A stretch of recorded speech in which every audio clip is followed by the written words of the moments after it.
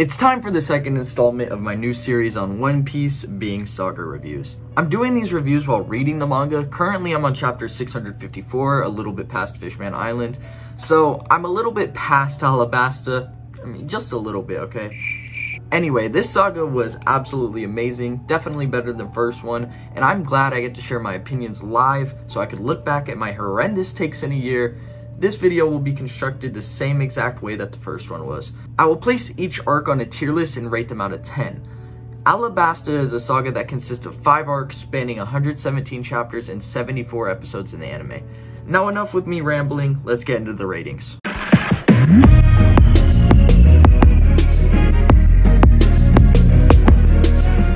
Reverse Mountain is an arc in One Piece that not a lot of people talk about in a negative or positive way at all. I rarely hear anything from One Piece fans discussing it or saying anything about it, so I didn't know what to expect when I began the arc. This arc introduces Laboon and Vivi. I absolutely loved Laboon, thought he was adorable, and thought the moment where Luffy made a promise with him to go back and fought him and promised to go see him again, this was just amazing. This also allows me to segue all the way to Thriller Bark to explain one thing that One Piece does better than any anime. They have these subtle hints and foreshadowing that'll be something very small in the moment, but make way more sense later on down the line and become something huge. Oda is so good at making little things important, and I think that his laying of the groundwork is why One Piece has gone on for 1,056 chapters, and people say it's still getting better. I mean, Wano just finished, and people are calling it the best arc in One Piece. And if you can write your best arc 1,000 chapters in, you're pretty damn good. Random tangent aside, I actually enjoyed Reverse Mountain quite a bit. I mean, it was a small arc that didn't have a whole lot in it, but I loved Laboon and felt so much sympathy for the whale. They wrote such an endearing and lovable character, as well as introducing one that would be important a little further ahead of where we are, being Vivi. Also, at the time, learning more about the Grand Line was really cool and showed how good One Piece is at world building, which is a big reason for its longevity as well. My favorite moment from this arc is when Laboon and Luffy fight, and he stops him from hurting himself further by slamming his head in the mountain. Overall, I didn't think this arc was amazing or anything, but it was pretty solid. I would give it a 6.5 and place it above Logtown, on the C+ tier. I dreaded reading Whiskey Peak because I had heard nothing but terrible reviews on it. Some people calling it the worst arc in One Piece, so what I'm about to say might be a hot take. I actually really liked Whiskey Peak. This was the first moment in One Piece where we saw how alert and how strong Zoro actually is. He didn't drink as much as he could so he wouldn't pass out and go to sleep. We also get more information on Vivi and find out that she is the Princess of Alabasta. This leads to Vivi joining the Straw Hats for the time being, and Nami accepting a 1 billion offer to protect her and escort her to Alabasta. The big complaint I have with this arc is the moment when Zoro and Luffy started to fight. I thought it was dumb and forced. I don't really see the point of adding it. My favorite moment in this arc is definitely when Zoro took the whole island on by himself. The panels where he's shadowed in looking at everyone, and when he is straight up beating their ass is just so sick. Anyway, I would put Whiskey Peak at the B tier and give it a 7.5 out of 10. Little Garden was a fun little arc that had some of the least intimidating villains in One Piece. I mean, they go against a booger launcher and a candle lighter. I can do those two things myself if I really wanted. Bruh. Joking aside, this arc was actually pretty solid. We got introduced to giants being a thing, which will be more important later on down the line. We get to see Barakwa Works members and higher ranked ones at that. Both of the giants are in a war that's lasted for centuries with each other, one not being able to get the edge over the other until one of their fights is tampered with by a Barakwa Works member. The moment when I thought one of the giants was about to die actually made me very sad. I got pretty attached to their characters and genuinely thought he died in that moment. Alas, he didn't, which I was very relieved. The fight between the Barakwa Work members and the Straw Hats is a big complaint I have with this arc. I genuinely don't know how the Straw Hats struggled as much as they did. The members they fought had terrible abilities and weren't strong enough on their own to make up for those terrible abilities.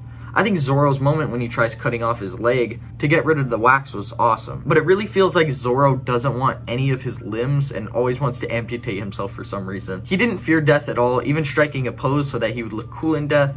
I feel like Sanji might be the most clutch member in the group because he always hangs out in the back and does cool shit. My favorite moment of this arc is when Sanji gets into contact with Crocodile and gives him misinformation to buy them time.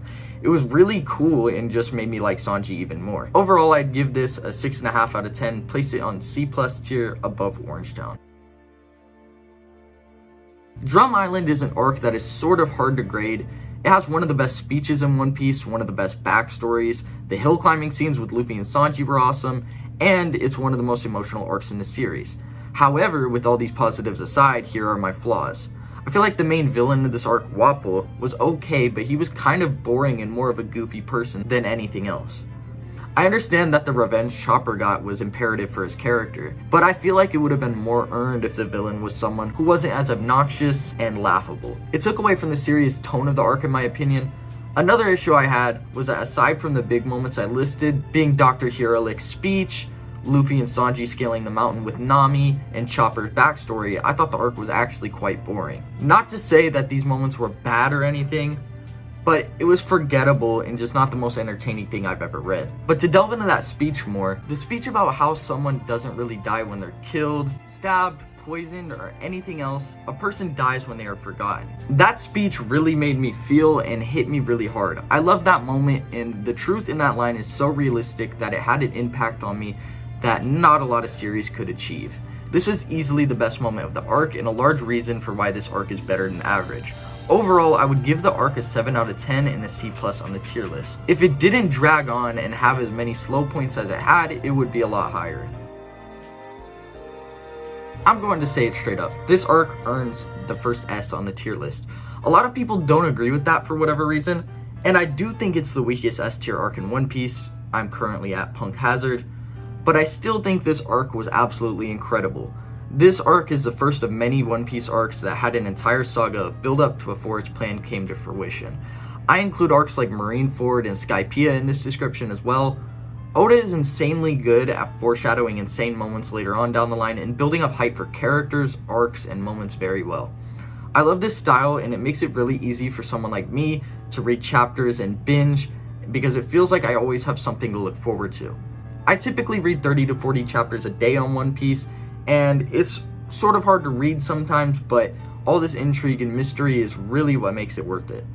Anyway, at this point I had really started to like Vivi, and she grew on me when we realized she wasn't selfish or evil with the ulterior motives, but just wanted to protect her kingdom. There were 3 more characters that were expanded upon that I loved in this arc, which were Crocodile, Robin, and Bon Clay. First of all, I want to talk about Crocodile. I talked about Arlong in the last episode, and how he was the most intimidating villain in One Piece. Multiply that by 1,000 and you have my feelings on Crocodile. He was such a huge threat and his devil fruit looked untouchable at the time. I genuinely didn't know how Luffy was going to beat him, and I was worried it would be some stupid cliche shonen-y power-up. I was wrong, and I'm so happy it was. He had a realistic weakness that Luffy exploited, and that was the only reason Luffy could beat him, which made me very glad. I didn't want this story to have Luffy grow stronger and beat any villain in his way, because that's just not what I like. I love when MCs take L's and have to learn and come back in order to win. The way they handled Crocodile was amazing and commendable, and is one of the reasons I love this arc. Robin didn't get a ton of moments in this arc besides when she was saved by Luffy when the pillars were crushing, and when she joins the crew. But later on down the line, she is obviously expanded upon a lot more, becoming one of my favorite crew members later on. Here for now, she seemed like a very strong opponent due to her bounty and devil fruit. Obviously, she wasn't the most formidable in the arc, but she was likable and intriguing. She also introduced Poneglyphs and Pluto with little context, adding way more mystery to the story. I mean, also, like, Bonchan is the GOAT, clearly. Later on in Impel Down, it is obviously shown even more why, but she took some time for the boys, which earned the respect of the entire One Piece audience. Overall, Alabasta was amazing, being an S tier arc easily. My favorite moment is when Luffy and Crocodile fought for the last time. It was epic, best fight in this series up until that point. I'd give this arc an 8.75 out of 10, and yes, I know that's super specific, but it just doesn't compete with other S tier arcs that I would give a 9. Alright, before I go, thank you guys so much for the love and support lately. I passed 400 subscribers, and I'm so glad and thankful. You guys crushed the goal last time with likes, so I'll ask for 30 likes for part 3, and 50 in a week to make this a weekly series. Thanks so much. See ya.